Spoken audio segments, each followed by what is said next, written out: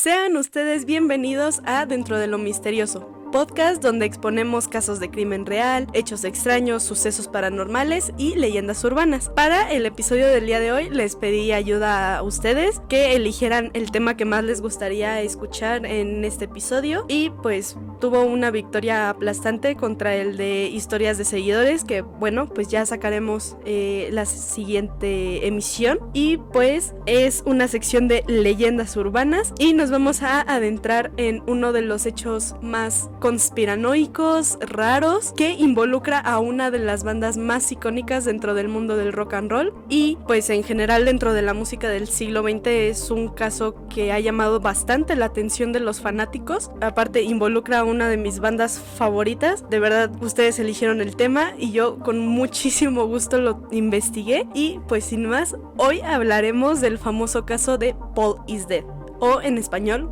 Paul está muerto. Pero antes de comenzar a exponer todo el caso y las teorías que lo rodean, como introducción a quienes no sepan quiénes son esta banda tan icónica, los Beatles, pues yo les voy a resumir muy breve la carrera porque es bastante lo que se tiene que decir de ellos. Y pues para comenzar, ¿quiénes son los Beatles? Bueno, es una banda inglesa conformada por John Lennon como guitarrista y vocalista, Paul McCartney como bajista y también vocalista, George Harrison, guitarra principal, y Ringo Starr como baterista. Y ellos comenzaron a tener una carrera bastante exitosa a principios de los 60s, y las tablas Billboard de música estaban llenas de top 1 durante la década que estuvieron activos. Tuvieron bastantes éxitos, muchísimos conciertos llenos, y bueno, este fenómeno conocido como Beatlemanía ya se convertiría en un fenómeno mundial a partir de 1964, cuando llegarían por fin a América, y pues estuvieron activos hasta 1970, año en el que se separaron por diferencias creativas. En total tuvieron 12 discos de estudio y 5 películas. Aquí dejé de fuera de todas formas discos sencillos que sacaron, discos que sacaron de presentaciones en vivo de la radio. De verdad son muchísimos discos que podemos decir de esta agrupación, y pues gracias a todo esto lograron consagrarse como una de las bandas más influyentes de la historia. Cualquier músico famoso te va a decir: me inspiré en los Beatles porque los vi en la televisión o los escuchaba de chiquito. Era algo muy revolucionario para la época. Y un pequeño paréntesis después de toda esta introducción, antes de entrar a la teoría como tal, pues cabe recalcar que todo esto que se va a exponer es simplemente una teoría que ronda por ahí desde hace muchísimos años, y esta investigación se hizo con el fin de entretener, no de convencer a nadie de que todo esto es cierto, de que se crea estas cosas. Cada quien tendrá su opinión al final del episodio y se va a respetar. Si ustedes quieren dejarnos en nuestros comentarios de YouTube o en Instagram qué es lo que piensan ustedes, con mucho gusto los vamos a leer, pero no se quiere imponer la creencia a nadie, ¿ok? Y pues aclarado este punto, vamos a comenzar. Los Beatles, tras varios años de giras de fans alocadas que tenían que ser detenidas por los policías y la constante molestia de no poderse escuchar en el propio escenario, si logran ver algún concierto que encuentren en YouTube o presentaciones en vivo que ellos tengan, ya en su auge de fama, verán que las fanáticas estaban locas por ellos y no paraban de gritar. Verán también cómo los policías tenían que estarlas deteniendo para que no llegaran a ellos en el escenario, para que no los taclearan o algo así. Y pues por la tecnología que se tenía en ese tiempo de audio, obviamente no iba a ser la mejor del mundo, y pues entre tanto ruido en un lugar más o menos cerrado, pues obviamente ellos estaban desgastándose las cuerdas vocales, tratando de cantar lo más alto que pudieran para que la gente los escuchara, los amplificadores al tope para que también se pudieran escuchar sus instrumentos entre tanto griterío, y pues todo esto terminó cansándolos. Ya estaban hartos de no poderse escuchar, de tener que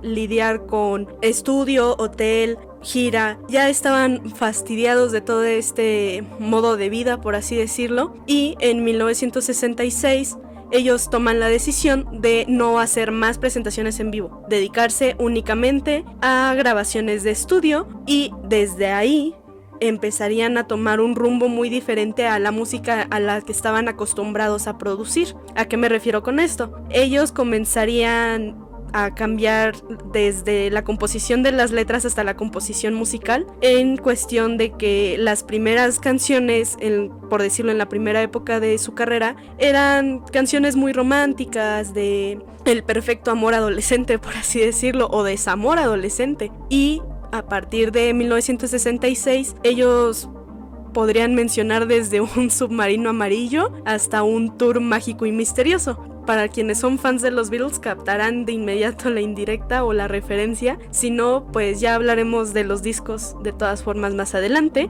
Y ustedes dirán, bueno, entonces ¿cómo surgió este caso o esta teoría de que Paul está muerto? Pues nos tendríamos que remontar al 12 de octubre de 1969, un año antes de que los Beatles decidieran separarse. En la ciudad de Detroit, en Estados Unidos, específicamente en un programa de radio llamado WKNR, el locutor Ross Gibb tenía este programa donde entre canción y canción podía recibir llamadas de los escuchas y decir como ¿qué te pareció esta canción? ¿Qué canción quieres ahora? Ya saben, interactuar un poquito con la audiencia. Y justamente este día recibe una llamada muy rara, muy extraña. Al contestar, él pregunta como siempre el nombre de quién estaba en la línea y esta persona se rehúsa a dar el nombre por alguna extraña razón, pero la producción y el mismo Ross le insistió de que dijera su nombre y este sujeto dijo llamarse Tom, así, a secas. Y pues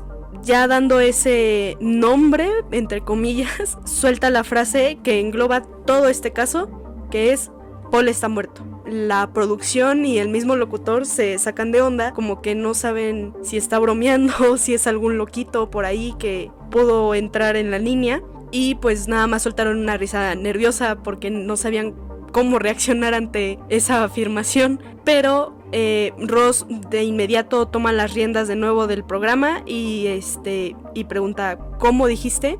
A lo que Tom repite Paul está muerto. Nuevamente se escuchan risas nerviosas en la cabina y de repente empiezan como que a bromear un poco de que no está bien lo que está diciendo. El chico de la línea se molesta por las burlas y empieza a decir reproduce la canción Revolution No. 9 del álbum blanco de los Beatles, pero al revés. Y verás que estoy en lo cierto. Un poquito asustado, Ross le dice a los de la producción que lo hagan. No saben qué va a salir de eso, pero terminan haciéndolo. Y pues cabe recalcar que esta canción en específico es muy experimental, es de los periodos más experimentales que tuvieron los Beatles en su carrera. Y pues la canción se compone de muchos ruidos raros, voces de fondo, no hay una melodía ni una letra como tal, simplemente es John Lennon repitiendo Number 9, Number 9, y decidieron ponerla al revés como indicó el sujeto. Y casi al final de la canción, ¿cuál es la sorpresa que tienen todos en la cabina de radio? Que se logró escuchar la frase Turn me on, Dead Man, que en español se traduciría como conviérteme hombre muerto.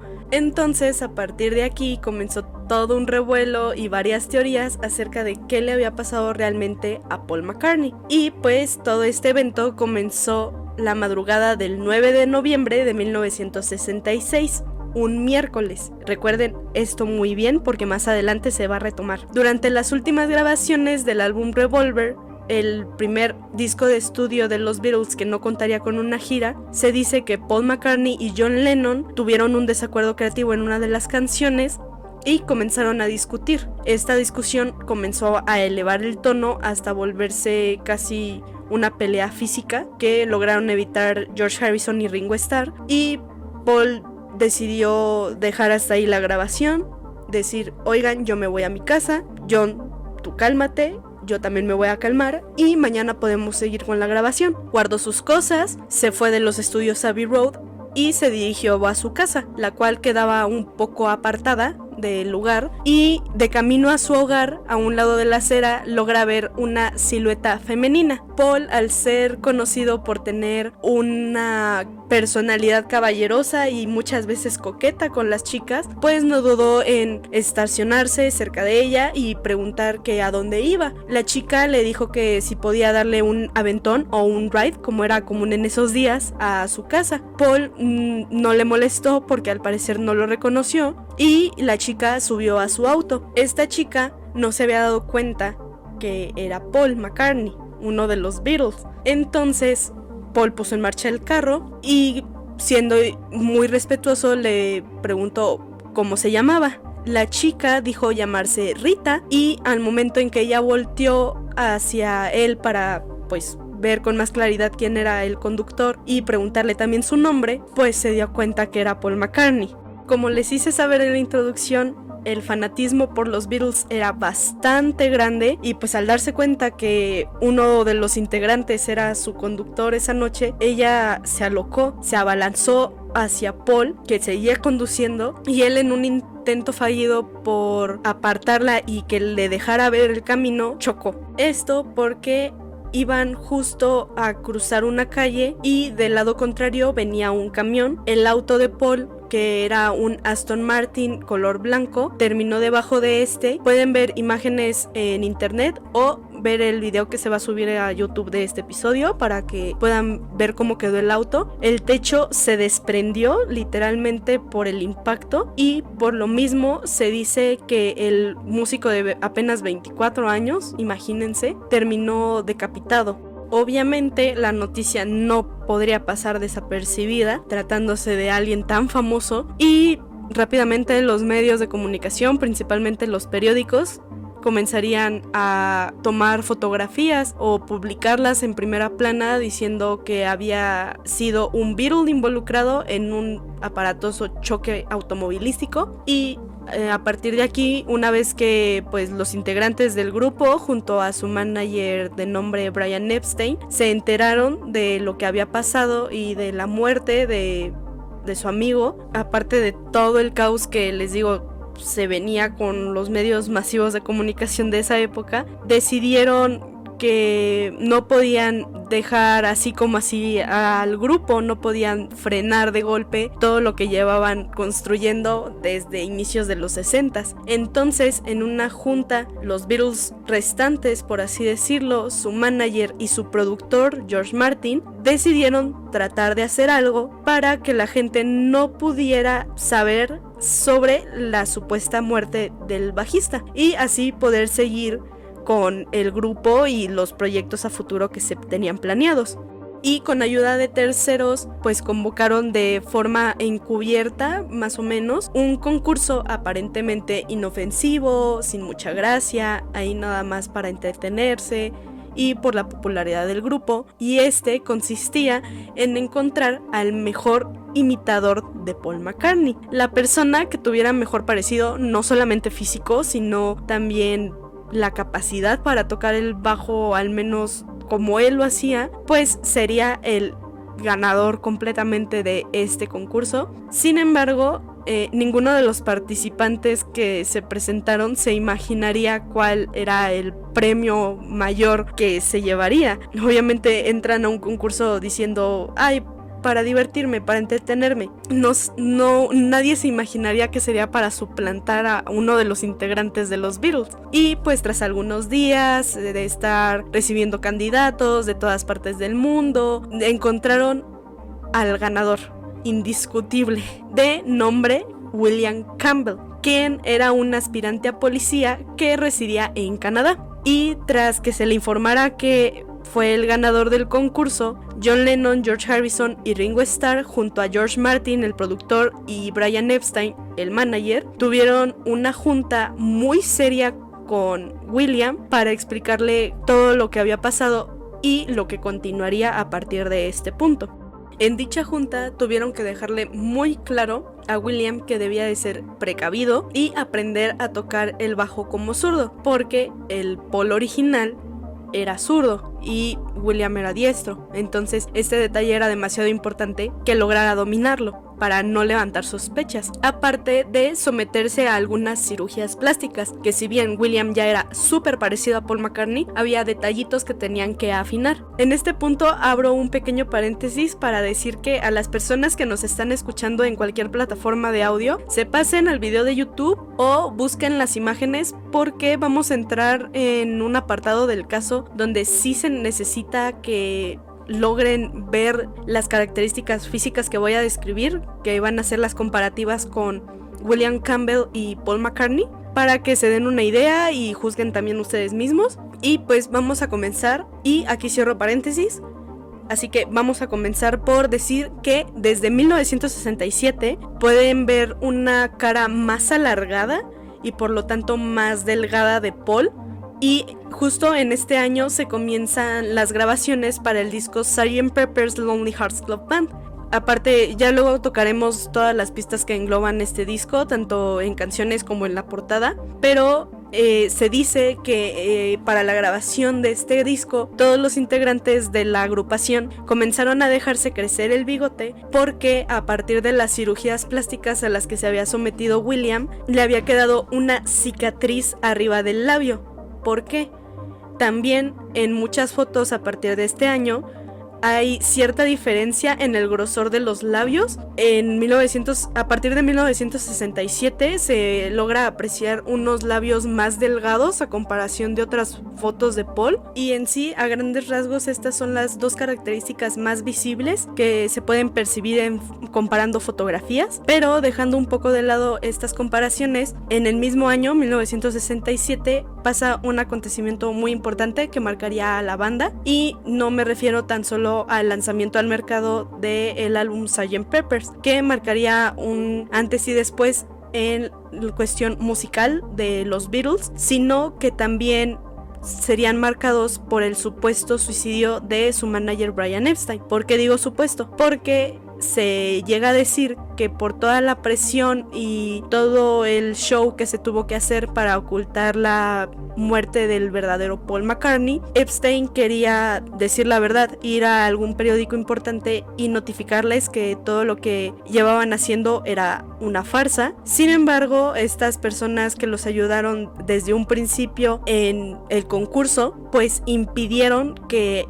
fuera a hablar y lo mandaron a matar. Se supone que murió de una sobredosis, entonces se dice que ellos lo incitaron a medicarse, y esto terminó en su fallecimiento. Después de enterarse del fallecimiento de su manager, pues se encuentran demasiado perdidos, porque él era el que llevaba sus cuentas, su agenda, el que los notificaba de las cosas importantes que tenían que hacer, que los mantenía a raya para que no se pelearan o para que no hicieran locuras. Entonces se notaron perdidísimos en todas esas cuestiones, no sabían qué hacer, y pues esto también marcaría un antes y un después en su carrera, porque tendrían que llevar ya ahora sí totalmente las riendas de la misma. Pero creo que ya entramos en un punto que a la mayoría de los fanáticos de los Beatles les gusta analizar, o al menos burlarse un poco, y es algo que no se puede dejar fuera de todo este caso, y son las supuestas pistas que se encuentran dentro de las portadas de los discos y las canciones de los mismos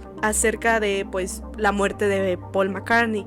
Aquí nuevamente les invito a verlo en YouTube o buscarlo en internet, porque lo de las portadas sí es algo muy visual que no basta con que yo lo describa. Y podemos comenzar por mencionar el último disco en el cual se dice que participó el Paul McCartney original, que lleva el nombre de Revolver, que es el que les mencioné al inicio del episodio, y la portada completamente empieza a denotar el rumbo experimental que los Beatles estaban empezando a implementar hasta en sus canciones. Y pues si ven la portada, muestra un dibujo de las caras de los miembros de la banda, y en medio de todas ellas hay un collage de fotos de ellos mismos. Se dice que en esta portada, al ser Paul el único que no está mirando al frente o parecido a los demás, pues esto quiere decir que el nuevo Paul McCartney nunca va a ser aceptado como un integrante de los Beatles,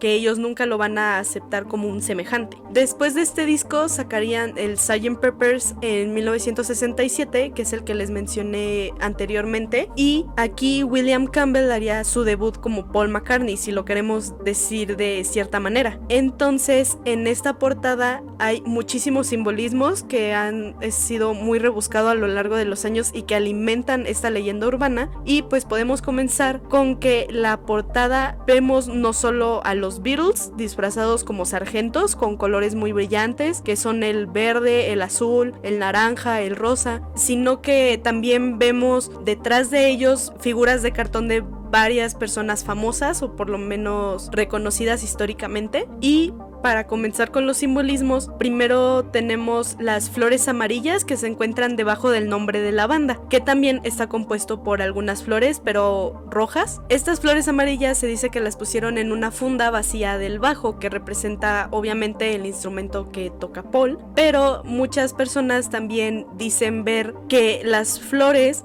forman el nombre de Paul y un signo de interrogación al final de este nombre. Yo en lo personal no lo veo, pero a lo mejor si encuentran la imagen o ven el video en YouTube, a lo mejor lo pueden notar un poquito más fácil. Y siguiendo con estos simbolismos de que les hablo, y aparte continuando con la parte inferior de la portada, en el lado derecho se ve un muñeco con un auto blanco en la mano, esto haciendo referencia al coche Aston Martin que Paul conducía a la madrugada en la que ocurrió el accidente. Ahora moviéndonos a la parte principal de la foto, que son ellos junto con las imágenes de cartón, una de las figuras que está detrás se encuentra como colocando la mano arriba de la cabeza de Paul. Esto en algunas culturas, tener una mano abierta arriba de la cabeza significa que va a morir esa persona pronto o que ya falleció. Principalmente esto se lleva a cabo en culturas asiáticas como la hindú, y esto se dice que se incluyó porque George estaba muy interesado en esa cultura, entonces era como ese detalle que él quería plasmar. Pero al menos esas son todas las pistas que se ven en la portada como tal, pero si nos movemos en la portada posterior del disco, vemos una foto de los 4 integrantes y el único que está de espaldas precisamente es Paul McCartney. Además que en esta parte del disco vienen todas las letras de las canciones incluidas en el álbum, y lo que les parece curioso a mucha gente es que las palabras Without You del título de la canción de George Harrison, Within You and Without You, contigo o sin ti, están justo arriba de la cabeza de Paul, indicando nuevamente que está muerto. Y por otro lado, George, ubicado a la izquierda de Paul McCartney, con el dedo pulgar señala la frase Wednesday morning at 5 o'clock, 5 de la mañana del miércoles. Recuerden que se supone que este día y a esta hora ocurriría el accidente que tomaría la vida del Paul McCartney original. Ahora, enfocándonos en las canciones dentro del álbum, tenemos Sgt. Pepper's, que es la canción principal, que tiene la frase Let me introduce to you the one and only Billy Shears. Déjenme presentarles al único Billy Shears, en español. Billy es un apodo que solía utilizar William en la estación de policía donde él trabajaba, y se dice que esta frase es para decirle a la audiencia que él es el nuevo integrante de la banda, suplantando a Paul McCartney. En la canción She's Leaving Home resalta nuevamente la hora y el día del fallecimiento, como dijimos anteriormente, 5 de la mañana del miércoles. Y por otro lado tenemos la canción Lovely Rita, donde precisamente se describe a la chica que Paul subiría a su auto justo antes de que ella provocara el accidente que terminaría en el fallecimiento del músico. Y por último, en este disco tenemos la canción A Day in the Life. Justo se enfoca en la línea que dice He blew his mind out in a car. Él se voló la cabeza en un carro. Y pues creo que aquí no hay más que decir. Creo que es bastante obvio hacia dónde se dirige esta frase y que no necesita mayor explicación. Ahora damos un brinco hasta 1968, justo cuando sale el álbum blanco de los Beatles, y aquí es donde incrementaron un poco más las pistas dentro de las canciones. En la portada no, porque precisamente se llama álbum blanco porque la portada es totalmente de ese color. Y en las canciones podemos empezar con una composición de John Lennon llamada I'm So Tired, donde al final de la canción hay algunos murmuros que están al revés y se supone que poniéndolos bien dice Paul is dead man, miss him, que en español sería Paul está muerto, lo extraño, lo extraño. Y en la canción cantada por Ringo Starr, que se llama Don't Pass Me By, hay una frase bastante peculiar que dice You were in a car crash and you lost your hair. Nuevamente la traducción sería estuviste en un accidente de carro y perdiste todo tu cabello. Nuevamente hay referencias del accidente automovilístico de Paul en 1966 y para el álbum Yellow Submarine, que saldría ese mismo año, se repite la referencia que les dije en el álbum Sgt. Pepper's, el de la mano sobre la cabeza de Paul, solo que aquí no es una fotografía como tal, sino que es un dibujo de los Beatles que hacían promoción justamente a la película que lleva el mismo nombre del disco, y es un dibujo animado de ellos y se nota la mano de John Lennon abierta encima de la cabeza de Paul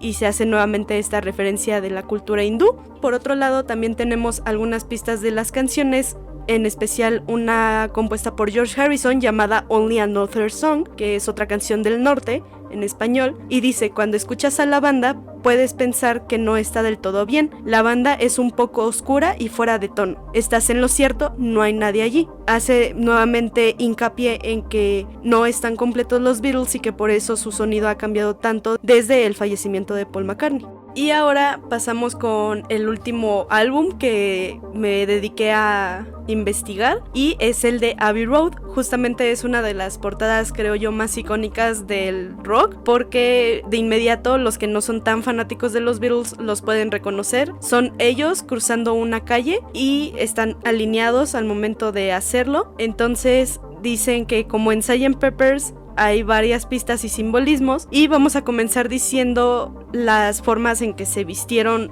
ellos. En la primera posición tenemos a John Lennon vestido totalmente de blanco, y se dice que eso representaría que él es el predicador de un funeral, por así decirlo. Luego tenemos a Ringo completamente de negro, se dice que él es el doliente. Paul, obviamente, al estar descalzo, es el muerto, y George Harrison, al estar completamente vestido de mezclilla, es el sepulturero. Esto es lo que muchas personas dicen y por lo que más llama la atención el disco para los que están investigando toda esta teoría o que son muy creyentes de ella. Además que los Beatles originales, por decirlo así, tienen el pie izquierdo adelante.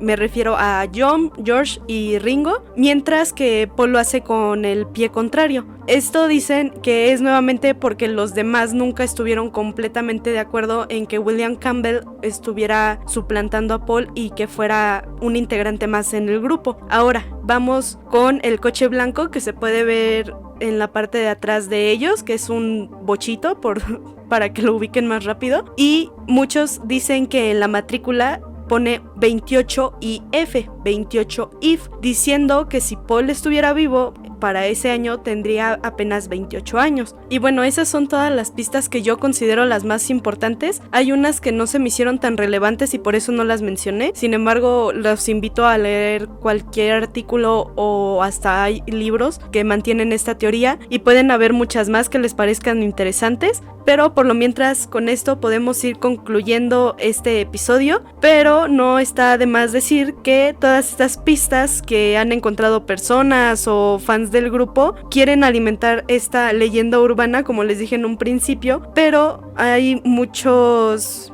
late night shows que han entrevistado a Paul McCartney o mismas revistas. Precisamente en 1969 la revista Life fue con Paul cuando apenas empezó todo este rumor y le dijeron que cómo estaba tomando todo este show mediático. Él dijo que pues al menos le daba un poco más de popularidad al grupo después de no estar haciendo presentaciones en vivo, y aparte en la portada salió él con su familia y en el encabezado decía que seguía vivo y que en esa entrevista él aclaraba todos los rumores acerca de su muerte. Aparte que actualmente ya se burla de todo esto. Pueden ver algunas entrevistas recientes de él y dice que nuevamente, repito, le dio mucha popularidad al grupo por ese tiempo y que sigue dando de qué hablar. Entonces que le parece una buena estrategia de marketing que hizo alguien random. Además, si quieren investigar un poquito más o les da un poco de flojera tener que estar leyendo artículos o encontrar uno interesante, pues en YouTube pueden encontrar un video que se llama El Testamento de George Harrison. Precisamente es el guitarrista principal de los Beatles narrando como